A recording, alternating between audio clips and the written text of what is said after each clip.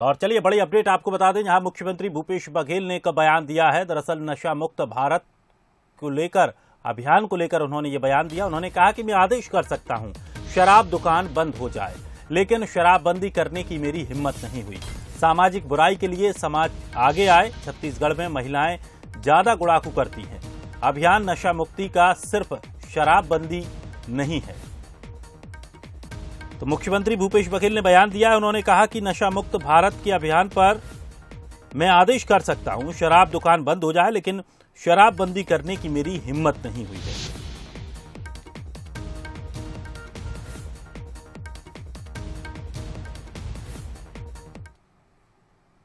मुखिया होने के नाते मैं अभी आदेश कर सकता हूं कि सारी दुकानें शराब की बंद हो जाएगी, लेकिन इससे समस्या का निदान हो जाएगा क्या?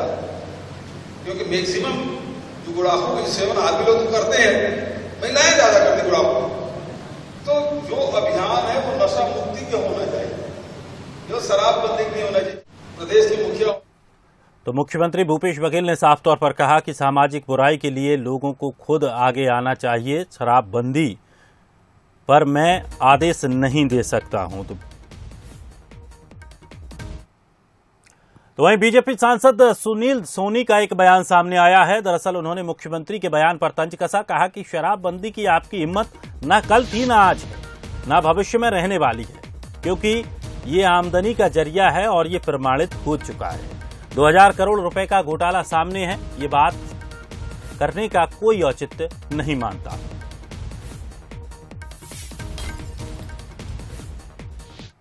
शराबबंदी की हिम्मत आपकी न कल थी, ना आज है, ना भविष्य में रहने वाली है, क्योंकि आमदनी का बहुत बड़ा जरिया है और प्रमाणित हो चुका है। 2000 करोड़ रुपए का घोटाला सामने में, इसलिए ये सब बात करने का कोई औचित्य नहीं मानता मैं। तो बीजेपी सांसद सुनील सोनी ने भी अब तंज कसा है। उन्होंने मुख्यमंत्री के बयान पर तंज कसते हुए कहा कि शराबबंदी की आपकी हिम्मत ना कल थी, ना आज है, ना भविष्य में रहने वाली है। उन्होंने कहा कि क्योंकि आमदनी का जरिया है और ये प्रमाणित हो चुका है। साथ ही उन्होंने कहा कि ये 2000 करोड़ रुपए का घोटाला सामने है। ये सब बात करने का कोई औचित्य नहीं मानता। और अधिक जानकारी के लिए हमारे सहयोगी गौरव शुक्ला सीधे हमारे साथ जुड़ गए हैं। गौरव, एक तरफ मुख्यमंत्री भूपेश बघेल ने साफ तौर पर कहा कि शराबबंदी नहीं कर सकता हूं, दूसरी तरफ उस पर प्रतिक्रिया भी बीजेपी की तरफ से आ गई है। किस तरह से अब इस पूरे मामले को देखा जा रहा है?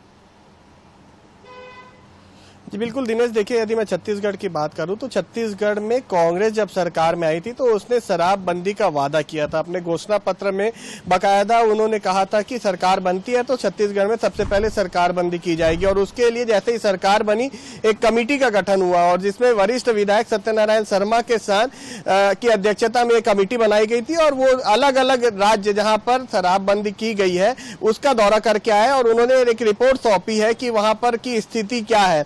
और आज एक कार्यक्रम था ब्रह्म कुमारी प्रजापति में, जहां पर मुख्यमंत्री भूपेश बघेल पहुंचे हुए थे नशा मुक्त भारत अभियान की शुभारंभ करने। उस दौरान उन्होंने मंच से कहा कि कोरोना लॉकडाउन के दौरान जो स्थिति बनी थी, लोग जहरीली शराब पीकर और उसके साथ ही साथ स्प्रिट पीकर जिनकी मौत हो रही थी, उसे देखकर मेरी हिम्मत नहीं हुई कि छत्तीसगढ़ में शराबबंदी करूं। लोग जो है वो सामाजिक और सरकार दोनों के मिलकर ही ये काम किया जा सकता है शराबबंदी का, ऐसा मुख्यमंत्री भूपेश बघेल का कहना है। उन्होंने साफ तौर पर कहा कि मैं प्रदेश का मुखिया होने के नाते एक आदेश जारी कर सकता हूं कि सभी दुकानें बंद की जाए, शराब दुकानें बंद की जाए, लेकिन ये स्थिति नहीं है, मेरी हिम्मत नहीं है। उस पर सुनील सोनी जो कि रायपुर से सांसद है और वरिष्ठ नेता भी है बीजेपी के, उन्होंने कहा कि सरकार की हिम्मत कभी पहले थी ना अभी है और कल होगी। ये एक सबसे बड़ा जरिया जो है कमाई का है सरकार का। और जो अभी हाल ही में 2000 करोड़ के शराब का घोटाले का जो मामला सामने उठा है, उस पर सरकार पर तंज कसा है और कहा है कि इन सब पर कोई बयान देने का मतलब नहीं है।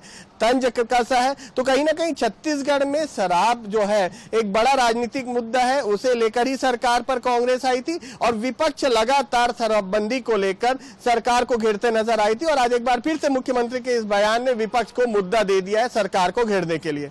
चलिए, शुक्रिया गौरव हमारे साथ जुड़ने के लिए। तो लगातार अब शराबबंदी बयानबाजियों का दौर शुरू हो गया है। एक तरफ मुख्यमंत्री भूपेश बघेल ने साफ तौर पर कहा कि मैं आदेश कर सकता हूं शराब दुकान बंद हो जाए, लेकिन शराबबंदी करने की मेरी हिम्मत नहीं हुई है। सामाजिक बुराई के लिए समाज को आगे आना होगा। तो वहीं अब इस पर पलटवार करते हुए बीजेपी सांसद ने साफ तौर पर कहा कि ये पहले ही पता था कि ना शराब बंद करने की हिम्मत आप में आज है और ना कल थी। तो लगातार अब इस पूरे मामले को लेकर राजनीति छिड़ गई है और अब एक बड़ा मुद्दा बन के आया है। तो वहीं अब इस पूरे मामले पर अगर देखा जाए तो बीजेपी सांसद ने 2000 करोड़ के घोटाले का भी जिक्र करते हुए मुख्यमंत्री भूपेश बघेल पर तंज कसा है। तो लगातार अब छत्तीसगढ़ में नशा मुक्त अभियान पर लेकर सियासत गर्माती जा रही है। और चलिए वहीं कांग्रेस विधायक सत्यनारायण शर्मा का एक बड़ा बयान सामने आया है। उन्होंने कहा कि छत्तीसगढ़ का नशा मुक्त होना जरूरी है, यहां भी शराबबंदी होना जरूरी है। उन्होंने कहा कि मेरे घर के बगल में 3 लोग स्प्रिट पीकर मर गए। 5 राज्यों में शराबबंदी है मगर आसानी से शराब मिल रही है। कानून से सामाजिक दोष ठीक नहीं कर सकते हैं। अभियान जागरूकता से नशा छुड़ाया जा सकता है। राज्यों में शराबबंदी है, इन 5 राज्यों में आसानी से शराब मिल रही है। जिनको कोरोना के समय में जिनको शराब पीने को नहीं मिली, आदत एडिक्ट थे, स्प्रिट पी करके मर गए। मेरे घर के बगल में 3 लोग स्प्रिट पी के मरे। इतना दुखदायी वातावरण होता है शराब का। नशे की आदत को कैसे छुड़ाया जाए, एडिक्ट पर्सन को कैसे हम नशे से ठीक करें, इसके लिए नशा मुक्ति केंद्र को बढ़ाने का काम किया, आउटलेट कम करने का काम किया। और चलिए हमारे साथ कांग्रेस प्रवक्ता अमित श्रीवास्तव और प्रभारी मीडिया विभाग भारतीय जनता पार्टी से अमित चिमनानी जी हमारे साथ जुड़ गए हैं। बहुत बहुत स्वागत है आप दोनों का बंसल न्यूज में। सबसे पहले मेरा सवाल अमित चिमनानी जी आपसे है। एक तरफ मुख्यमंत्री भूपेश बघेल ने साफ तौर पर कहा कि आदेश वो कर सकते हैं लेकिन उनकी हिम्मत नहीं हो रही है। किस तरह से इस बयान को देखा जा रहा है? अब हिम्मत हो भी कि कैसे, जिससे घोटाला चल रहा है, खजाना छत्तीसगढ़ का खाली जिसके माध्यम से कांग्रेस पार्टी ने किया है, वो काम कैसे कर पाएंगे? शराबबंदी कर देते तो 2000 करोड़ का घोटाला नहीं कर पाते।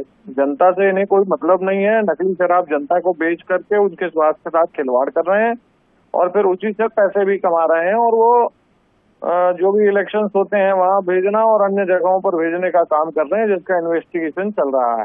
तो शराबबंदी कांग्रेस नहीं करेगी, ये बात भारतीय जनता पार्टी पहले से कहती आई है। उसने न सिर्फ जनता को धोखा दिया है बल्कि जनता का इस माध्यम से पैसा लूटने का भी काम किया है। एक सिंडिकेट बनाकर काम किया, शराब दुकानों से नकली फैक्ट्रियों से नकली शराब बनाई, अपने परिवहनकर्ताओं से उसको ट्रांसपोर्ट किया, अपने ही दुकानों से उसको बिकवाया, नकली हॉलमार्क बनवाए गए और शराब के 2 गल्ले रखे गए, राजस्व को चूना लगाया गया, प्रदेश की जनता की गाड़ी कमाई पैसे को लूटा गया है। तो ये सरकार लुटेरी सरकार है, शराब को एक धंधा बनाकर पैसा लूटने का काम किया है।